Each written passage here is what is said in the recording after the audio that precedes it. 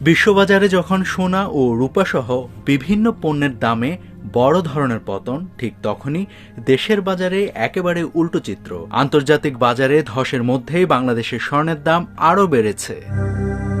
বিশ্ববাজারে সোনা, রূপা, তামা, অপরিশোধিত তেল সহ বিভিন্ন পণ্যের দামে বড় ধরনের ধস নেমেছে। চীন ও যুক্তরাষ্ট্রের শীর্ষ নেতৃত্বের মধ্যে ফোনালাপের পর বৈশ্বিক উত্তেজনা কিছুটা প্রশমিত হওয়া এবং একই সাথে ইরান যুক্তরাষ্ট্র আলোচনার সম্ভাবনা তৈরি হওয়ায় বাজারে ঝুঁকি কমেছে। এর প্রভাব পড়েছে পণ্যমূল্য আর শক্তিশালী হয়েছে মার্কিন ডলার। বৃহস্পতিবার রূপার দাম প্রায় 15% কমেছে। একই দিনে সোনা, অপরিশোধিত তেল ও তামার দাম কমেছে গড়ে প্রায় 2%। এদিন ডলারের সূচক প্রায় 2 সপ্তাহের মধ্যে সর্বোচ্চ পর্যায়ে ওঠে। এর ফলে অন্য মুদ্রাধারীদের কাছে ডলারের মূল্যায়িত সোনা আরও ব্যয়বহুল হয়ে উঠেছে।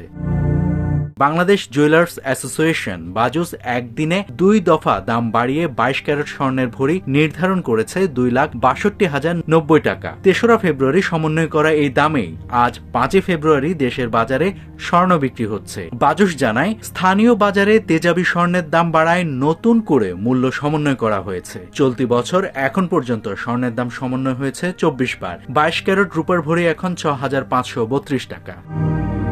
বিশ্ববাজারে দরপতনের মধ্যেও দেশের বাজারে স্বর্ণ ও রূপার দাম ঊর্ধ্বমুখী থাকায় সাধারণ ক্রেতাদের মধ্যে তৈরি হয়েছে বিভ্রান্তি। আন্তর্জাতিক বাজারের ওঠানামা এবং ডলারের গতিপথের উপর নজর রেখে এখন স্থানীয় বাজারে মূল্য পরিস্থিতি পর্যবেক্ষণ করছেন সংশ্লিষ্টরা। নাভিদ হাসান, সোনালী নিউজ।